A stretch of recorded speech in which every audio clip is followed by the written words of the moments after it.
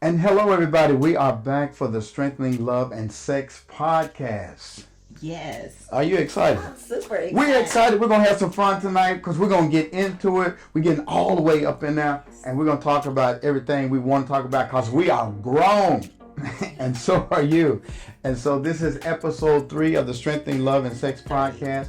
I hope they listened to the last two because we had such a wonderful time talking about the little foxes and awakening love when it's time. And tonight we want to talk about get your mama out your bed. Why is she in the bed? I don't know. We're going to find out. Now, seriously, we want to talk tonight to married couples and seriously dating couples about the tendency for us not to be able to detach ourselves from our parents' restrictive outlook on sex. It's amazing when we had a workshop not long ago, Unashamed, Naked and Unshamed retreat with married couples, and we asked the people how many people's parents taught them about sex. Right. And it was not a lot of people that had parents that talked about sex. But as young people, more is caught than is taught. Absolutely. And so even though they didn't verbally teach you about sex, a lot of you got some stuff from your mama and your dad and them that is holding you hostage in your bedroom. So we're going to talk about that tonight. And as usual, we always try to use a scriptural basis because our faith is centered in what the sacred text has to say about sex. And so I'm going to get my wife to jump in. She's going to play the lover, the female lover tonight in the Song of Songs. And so, baby, read it, like sexy, like what is she saying in the Song of Songs, chapter 8, beginning with verse 1? Okay. Oh, I wish you were my brother, who nursed at my mother's breast. Then I could kiss you no matter who was watching, and no one would criticize me. I would bring you to my childhood home, and there you would teach me. I would give you spiced wine to drink my sweet pomegranate wine. Your left arm would be under my head, and your right arm would embrace me. Promise me, O women of Jerusalem, not to awaken love until the time is right. Now, reading this scripture at face value, isn't it kind of weird? It is kind of weird. She said, I wish you were my brother. Okay, I thought I was the only one. She said, I wish you were my brother so I could take you to the home of my mother and we both nursed at her breast and I would lead you into my mother's bedroom. And then she goes on to say, your left arm will be under my neck and your right arm around my waist. What is going on? I'm glad y'all asked that question because what is happening in this text is what you don't see culturally is that during that time and even today in the Middle East, you are not allowed to show public displays of affection between a man and a woman, even if you're married. I remember Rhonda and we traveled to Dubai not long ago, and the lady that scheduled the trip gave us some rules that we had to follow. Had to dress modestly. We had to be on our best behavior, be civil, and then there was one thing that stood out: no public displays of affection. I'm like, what? I can't kiss my wife in public. Can't hold my hand. I can't hold her hand. And even in Jerusalem, we went to the Holy Land. Same rules applied. But what was crazy is we walked down the street and we saw men holding hands and men greeting each other with kisses on the cheek because it was okay for men to display public affection toward one another, but not toward their wives. Right. Interesting. Very. And what's crazy is that a lot of us in America, even though we are more liberal in our sexuality, still carry some of those same restrictions into our marriage. How so? How does it play out in our modern day, this restrictive, this conservative nature, even though we're in this kind of twerk free environment and anything goes and they weren't scantily clad, but yet there's some restriction that follows in the bedroom. Do you understand what I'm saying? I understand exactly what you're saying. Also being played out here in the United States for some couples, they don't show those public displays of affection. Whether it was seen or not seen, they choose not to do so. And if they do try to hold hands or kiss one another in public, then they kind of feel shy about it, which is, kind of weird. You're already married. You kissed everyone in front of a cloud of witnesses when you got married. So what's the difference in holding your spouse's hand in the store or, kissing your spouse when you're out and about? I always laugh at the boys, even they're young men now. And when I grab my wife and I hug her, I kiss her, I grab her behind, they're like, "Oh, stop." I'm like, "What? We're married. How do you think you got here?" Exactly. But the thing I'm talking about, babe, is that when people get married and get in the bedroom, some of them are not fully able to express themselves as this woman because her restrictions and her culture taught her you cannot show public displays of affection. So this is where she comes in and she says, "I wish you were my brother, because then I could kiss you in the public and would nobody say anything. I could hold your hand, nobody would say anything. Why? Because that's my brother." Now it sounds at first glance it sounds incestuous, but she's not proposing incest. She's talking about the freedom to show affection in public. And we too should have the freedom to show public displays of affection, but some of us struggle with private displays of affection. You get in the bedroom and you still feel restrictive because your mama's in your bedroom. What do I mean? She's not physically in your bedroom, but she's in your head. Or your dad is in your head. How so? And it's because of some of the things that you probably were taught when you were younger of you don't show these displays of affection even inside the home. Even inside your own bedroom, sometimes they're still thinking, "Oh, the bed is only for reproduction and not really to connect on a more intimate level with your spouse." Yeah. We carry those same restrictive values into the bedroom when it is we're not able to differentiate our value system from our parents' value system. And again, a lot is caught even though it's not taught. And we grow up with restrictions like good girls don't, finish my thought. Good girls don't do that, and that is a number of things. That could be don't have sex. Good girls don't kiss. Good girls don't wear lingerie. Good girls keep their legs closed. Yes. Good girls don't call boys on the phone. Boys call girls. It's like girls were conditioned to sit back and wait for the advancement of men, right, but not initiate. And so when you get in the bedroom, a lot of women feel guilty initiating sex because good girls don't do sex. There's also been this trend on social media. I don't know if you've seen it. A lot of people are debating whether or not oral sex is a sin. I've seen women, grown women, getting on TikTok and Instagram and talking about, oral sex is a sin. Based upon what? What scripture are you using to say that oral sex is a sin when it's obvious that the Bible wants us to have oral sex? What are you talking about? We talked about in the last podcast. Song of Solomon chapter 2 verse 3 says, "Like an apple tree among the wild trees, so is my lover among the young men. In his shade I take pleasure in sitting, and his fruit is sweet to my taste." She's talking about his sexual organ, his penis, and we tried to water down the Bible like, no, it ain't no, that's what it's talking about. She's using allegory to say, I want to taste you. And then look at Songs of Solomon 4:16. Read that one. It says, "Awake, north wind, and come, you south.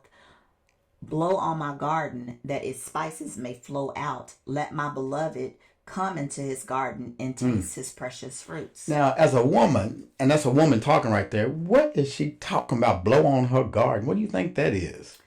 We're talking about oral sex. Talking about blowing between the legs. Between the sheets. But this is, okay, so. Okay, come on. It's so odd to me that some women will say, "Oh, this is bad," or "we don't do it." But in actuality, it's really taking place. Yeah. So it's like they want to put on this persona that it's wrong, or put up this facade that it's wrong. In all actuality, they're doing everything that's behind the doors. They're doing everything. I think a lot of women struggle with the Madonna whore complex. Okay. You know, we have Jesus, we have Mary, the mother of Jesus, right? She is a virgin Right. when she conceives and gets pregnant with Jesus. Right. She doesn't. A man doesn't even enter her until after Jesus is born. Right. Then you have Mary Magdalene, who was considered to be a prostitute.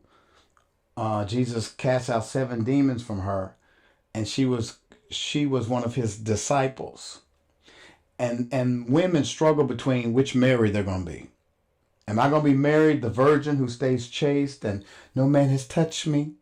Or am I Mary Magdalene, who I had the reputation of being promiscuous, but now I'm saved, and now my promiscuousness is under the auspices of my husband, that I can be free and sexual with my husband. I think women have to integrate the two. They got to learn how to be a woman of God, but at the same time, when you're in the bedroom with your husband, the bed is undefiled. It absolutely is undefiled.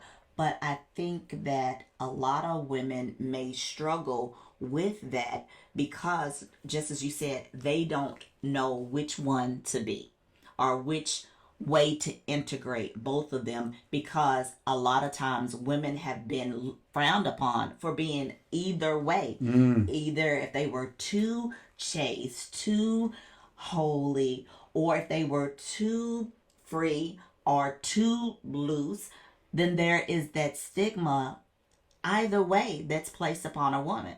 So a female needs to decide with her own self, with her spouse, this is the way that I'm going to be. This is the way we're going to learn to be together and grow together, so that there's not any repercussions of having, I'm feeling a certain kind of way because I'm looked at. This woman said, blow on it. Yeah. She said, awake north wind and come. You south wind, blow. Blow on my garden that its spices may flow out. Now, see, that's what got me right there. Spices. Spicy. You know, we don't want to be spicy. We want to be sweet. But she's talking about all the spices that make food taste delicious. And she says, and when you blow on it, it flows out. That sounds like to me when a woman is excited and her juices begin to flow. You know, Arousal. she gets wet or whatever. She says, let my beloved come into his garden and taste his precious fruits. And what a lot of people don't know is that there's some health benefits from tasting your wife. Yeah, so the vagina is actually healthier, cleaner than the mouth. And the juices from a woman have been known to be a health benefit to men. And then vice versa for men who receive oral sex are less likely to have a heart attack and live longer. So I'm telling y'all, if you want to live longer, you better let them taste that fruit. Taste your fruit. So this is an interesting scripture. I was looking at TikTok the other day, and this woman said, hey, baby, you want to taste what my mama made? And the man said, yeah, what is it? She said, me? But a lot of times men cannot taste what the mama made because the mama's in the bedroom. The mama's in the head. And sometimes as men, we can't enjoy what mama made because mama gets in the way. This woman longed to get to the place where she could express all of her pent-up desires for her husband in public places. Now, we don't suggest. Now, we talked last week about Rhonda said one of her fantasies was to make love in the car in daylight, but we don't want to get arrested either. There was a couple on a Ferris wheel last week that got arrested for having sex in the Ferris wheel. Let's see, that was just... But this woman imagines what it would be like to show public displays of affection. And imagination is so key for marriage. Wouldn't you agree? Oh, yes. What are some ways that imagination, like this woman in this text, what are some ways imagination can help enhance what happens in the bedroom? Imagination enhancing in the bedroom starts before getting in the bedroom. So that could be having a very erotic dinner, having a glass of wine, just taking a bubble bath together. So that helps with loosening you up, getting you out of your mind, getting you out of that space, and being able to enjoy your husband, your partner. And it gets you out of ruts. Oh, absolutely. Imagine. Can you imagine what you want your love life to look like? Can you imagine what an erotic encounter looks like? Can you imagine what gourmet sex looks like? Instead of just doing the same routine stuff y'all do, use your imagination. She says, blow, come north wind, blow. Come south wind, blow. So she's like, blow at the top, and blow at the bottom, and watch my juices flow. Top to the bottom, from the bottom to the top. I'm gonna rock them while I still got. So it's important to use your imagination, and this woman is trying to imagine what it would look like for her and her husband to be in love and to get there. But I was reading a book by Dr. Henry Cloud, and he suggests that a lot of people are not able to fully enjoy each other erotically because they still have the restrictions from parental upbringing. There comes a time in all of our lives when we have to do, as Genesis 2:23 says, leave and cleave. For this reason, a man shall what? Leave His mother and father and cleave to his wife, and the two shall become one. shall become one. So have you done a good job of leaving your mom and daddy's house so you can enjoy your bed? And I would say many of us haven't. I was reading a case study of a young woman who got married. She imagined what it would be like to have her husband to herself, to be in the bedroom. But when she got married, her libido dropped. And she felt very ashamed to have sex with her husband. And when she went to counseling, she discovered that because she was a daddy's girl, she felt guilty for having sex with her husband. Her daddy was still in the bedroom. And it wasn't until she wrote a letter to her dad saying, Dad, I'm going to have to release you so I can embrace my husband. And she began to be able to be more free with her husband because she made that distinction between her and her dad. Now, it wasn't just because of the relationship of being a daddy's girl. It was because of the authoritative position in her life. As you know, we as women, we may call our dads on, hey dad, this is broken down, and I need your advice. Or he may come over and fix those things, as opposed to giving all of that fully to your husband. Yeah.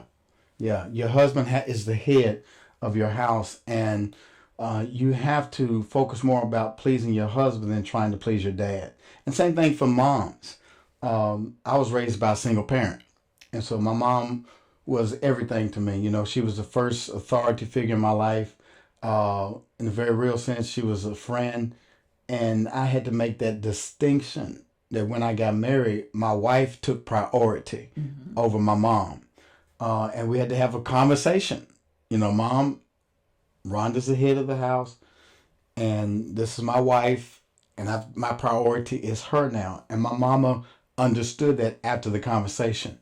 But it takes the intentionality of a man to tell his mother, my wife comes first. It takes intentionality of a daughter to tell her dad, my husband is my head now. Well, that's what the symbolism in a wedding is that the dad walking the daughter down the aisle and giving her away. So that's what that symbolism really means, is he's entrusting the man that you're marrying, and he's giving you away to him, not only to take care of financially, but to take care of all the way around. Yeah. 1 Corinthians 13:11 says, when I was a child, I spoke as a child, I understood as a child, I thought as a child, but when I became a man, I put childish ways behind me.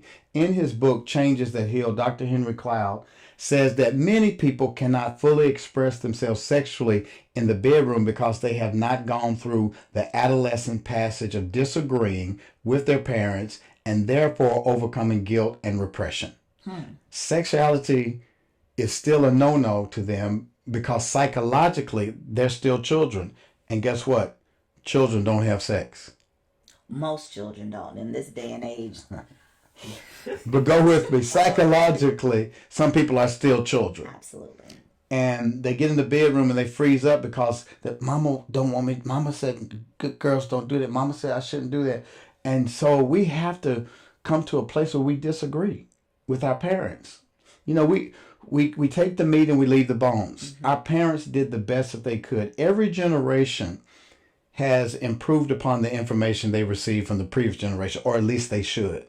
We remember the days when Lucy and Des slept in separate beds on TV, right? Right, but we knew they had sex because they had a shower. They had little Ricky. Right. They had separate beds. They had separate twin beds, and we were cognitive. We were like, okay, I guess the stork brought little Ricky.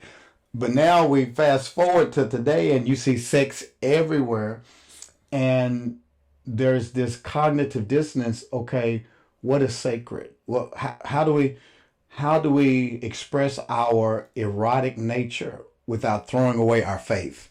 And I think that's what we're trying to get y'all to see on this podcast is that you can be a person of faith but still be erotic. But you're going to have to disagree with some of the things you were mistaught. You're going to have to relearn how to appreciate your body and honor your body and love your wife's vagina and love your husband's penis without feeling like I'm doing something nasty. But a lot of women can't fully embrace their husbands because they haven't fully embraced themselves. My God. Come on, talk to me. So they're not in love with their own body or know what feels good to them.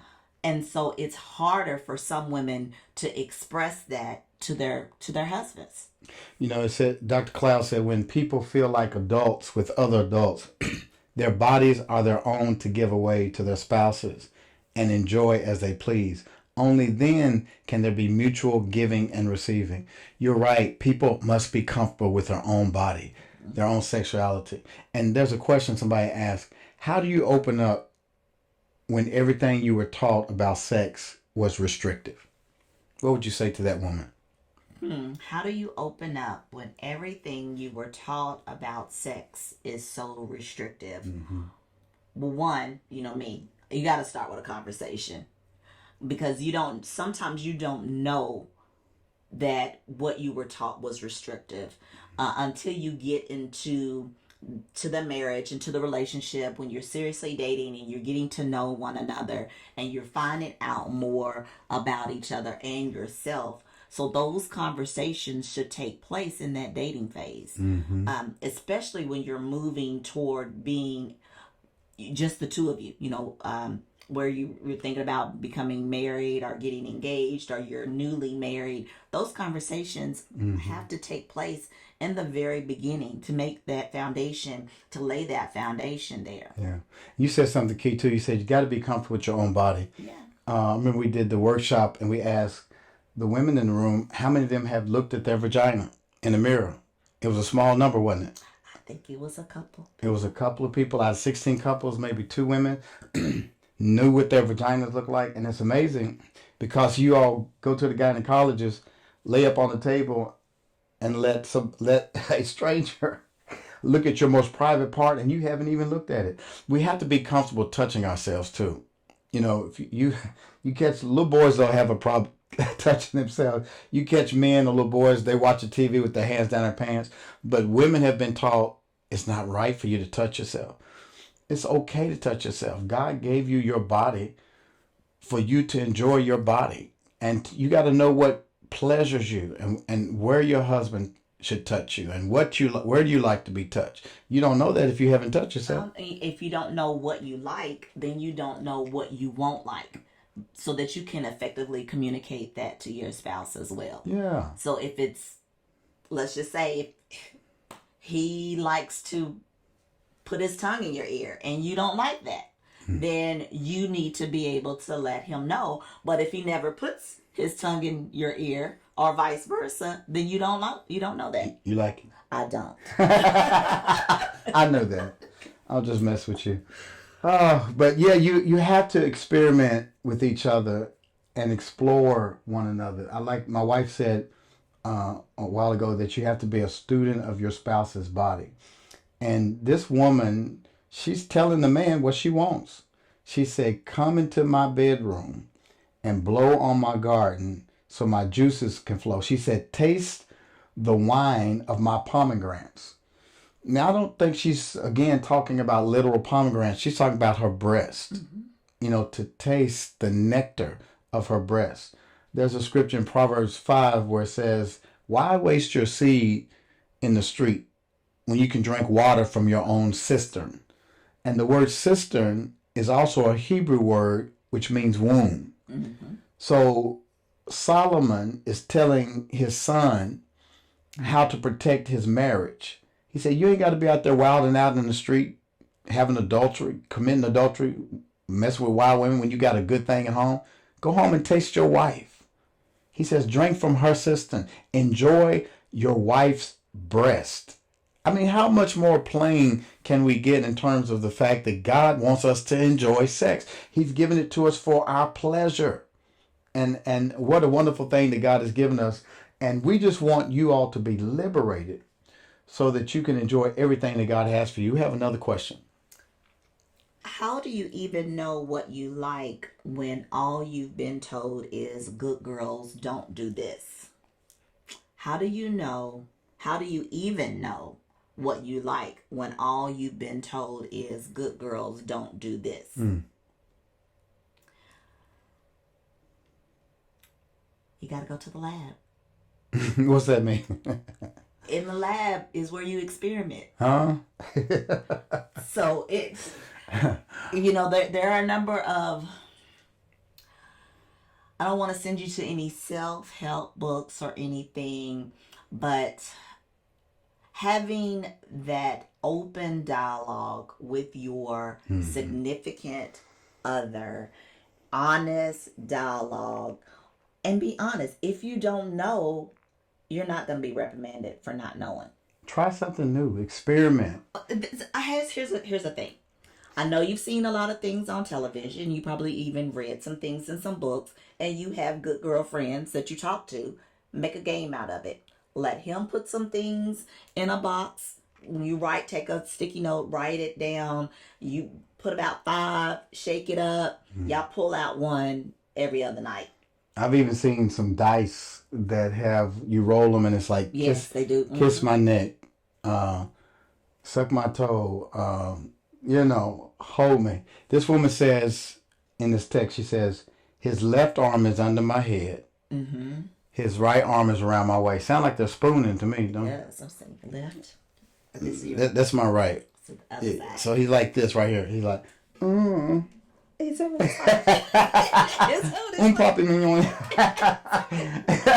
So they're spooning, and my wife and I love holding each other through the night. It's just such a wonderful connection, and I sleep better when I'm embracing you. And I think just start with the simple stuff. Start practicing more PDA.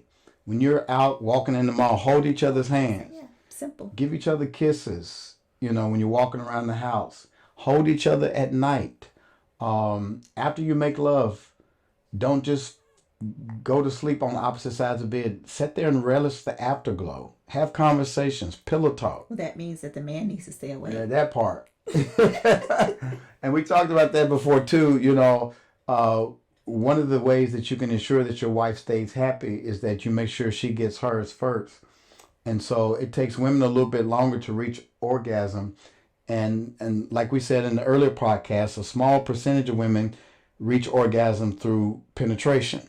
And the majority of women reach orgasm through oral stimulation of the clitoris. Mm-hmm. And so as a man, as a husband, you may have to spend more time with her first before you reach climax, because chances are once you climax as a man, you're going to go into your refractory period and you're going to have to get some sleep. We get sleepy when we have our orgasm, whereas women can have multiple orgasms. So start with the woman first. Absolutely. Anything else you want to say to the folks about get your mom out your bedroom? I think it would be, as you said, you had read something about a young lady wrote a letter to her father. I think it would be also a good idea to write a letter to your mother, and just asking her as a woman, not as a mom, how they remain married. Ask about your parents' intimate sex life, and it's okay. It may feel a little weird at first, especially if you are not that close to your mom or dad. And if you're not that close, then that's another story for another day. But if you're close to your parents, then have that conversation with them. I know mine appreciated it when I had the conversation with them, because it kind of puts you on that level of, yes, I'm still child, but I'm grown. And you know what? The excavation of those conversations is so amazing. To go back and say, Mama, how did you handle this when you were younger? Dad, how did you handle this? And what you discover is that they have a lot of regret of what they wish they could have done. And they explain why they did what they did. And they did the best with the knowledge that they had. But here's where you're benefiting tonight. You're getting information that your parents didn't have. And we hope that this podcast is liberating you to go back in your bedroom and have the best sex of your life. You're supposed to be enjoying one another. Your bedroom is your playground. It's your laboratory, as you said, where you can go experiment. And if it didn't work, try something else. That is the beauty of sex. And God wants you to enjoy sex. And so on September 15th, babe, we have a free masterclass coming up, right? That's right. Tell them about our free masterclass. Now, during our masterclass, we're going to talk about, again, some of those little foxes that get in, that kind of mess with you in your marriage. We're going to tell you on how to avoid those falls. We're going to talk also about how to communicate better with your spouse, different ways of communication. We'll give you some additional tips on intimacy. So we have a lot in store on the 15th. And it's called Make It Last Forever. Don't let our love fade. Yeah, y'all remember that Keith Sweat, Make It Last Forever. And we want you to have a long, fruitful, passionate, spicy, that's that word again, spicy marriage. We want the waters to flow. We want the kisses to blow. We want you to have the time that God meant for you to have as husband and wife. So on September 15th, 7 p.m., a free, everybody say free master's class, and we're going to spend a whole lot of time together, and it's going to be invitation only. So when you register, you're going to be the only one in the room with us, and we're going to talk about what we need to talk. We're going to have some grown folk conversation, and it's going to be on Zoom, and only the people who register are going to be in the room talking. We had a wonderful time. Last time we had about 70 couples that showed up, and in our Zoom chat. And so this time More than that, but we had more than that. Okay, so we want more than that this next time. So will you be in the room with us? Do you want to take your marriage to the next level? Do you want to enhance your intimacy, restore the passion, take sex to the next level, communication to the next level? I believe you do. Do you want to make your love relationship last forever? Then join us on September the 15th and go to the website. What's the website? the website is going to be strengthening loveandsex.com. strengtheningloveandsex.com. www.strengtheningloveandsex.com. All one word. All one word. And if you forget that, you can always go to our website at theunashamedmarriage.com. So we're going to get you there. And Rhonda and I are so proud of you. And we thank you for being able to have this intimate conversation with you and your spouse. And if this was a blessing to you, if this helped you, I need you to write a review on the podcast. You can subscribe to Spotify, to Google, to Amazon, Apple Music. Write a review on the podcast. Like it, share it. If you're on YouTube watching this, please like it, subscribe, and share it with somebody. That's the only way we're able to continue to grow. And y'all know some people who need this kind of information. There's some people who still got their mom in the bedroom, some people who are struggling with public displays of affection, and they need this information to take them to the next level. So until then, we're signing off. Love you guys, and we'll see you next time. See you next time. You have just been with us on the Strengthening Love and Sex podcast, SLS, and we want you to come back next week for episode 4. We're going to talk some more about how we experience the fullness of intimacy that God meant for us to have. So please stay tuned for next week, same channel, same time, and we can't wait to help you strengthen love and sex in your relationship.